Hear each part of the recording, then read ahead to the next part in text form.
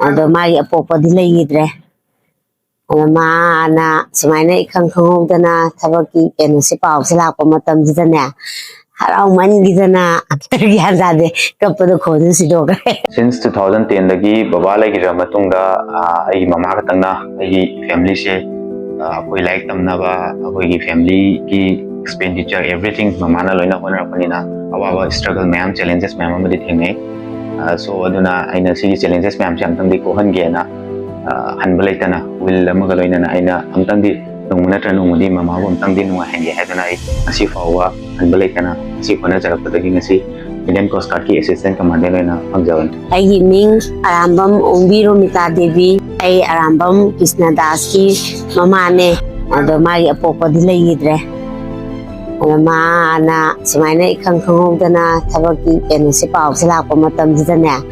haraumanggidana gyan tade kappada khonju sidogre. Adaki exam sida All India rank 75 ne ai rank che uma tamdam che harau chai maramde ai mamangda AFCAT ki wena Indian Air Force ki ai 378 All India rank lak kana ai merit out oiki so I rank wang basina maram barga ai adaki Assistant Commandant che phangbane aduna so I am very proud of it. Ai gaming Arambam Krishnadas Singh ai gi mama gi mingna Arambam Gomita ai gi baba gi na let Arambam Manisna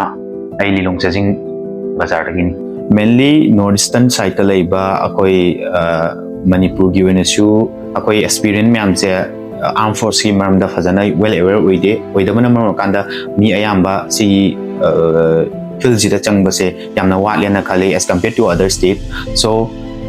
akoi na honar pa matam da su akoi yankani aware oirte so ai mathang da ai Guardians Defense Academy thengna jabani Guardians Defense Academy thengna ba matung da di lairiba insight knowledge myam che engonda fajana phangba da gi ai si je base job ne na khalaga aina armed force mainly Indian Coast Guard ta changjage na ai step law ai kana hona jabani so paidi faba akoi gi coaching center ama for all Manipur higher gadi Guardians Defense Academy natana laite hani so all the experience are requested to kindly visit Guardians Defense Academy for all the details. Mainly written gi wenadi akoi experience ayamba adum larik panaraga adum thabada yam laina written di pass tawani but SSB have sidi prak tongan ba paidi toughest oiba interview ni 5 days interview ni so si crack to ge haita di fazana sigi maramda hana takpi ba sigi maramda insight knowledge padan khangda ba yaro so ai gi wenadi Guardians Defense Academy na SSB have je kai no have se ai eye opener ni so SSB khangdraga di SSB da kari demand lai ge have se khangdraga di akoi na armed force ta changba se khara wana thokani so Guardians Defense Academy da is the best. And one more thing is that if kai gumba akoi na ai gi challenges me amdana ai lairare ai paisa laite or natraga aingonda mi atopaga manade na khalaga aingonda ninghanar lairaga di akoi sum maning halakpa helakani akoi na mamangda forward oina changden gi haita di akoi da thingariba challenges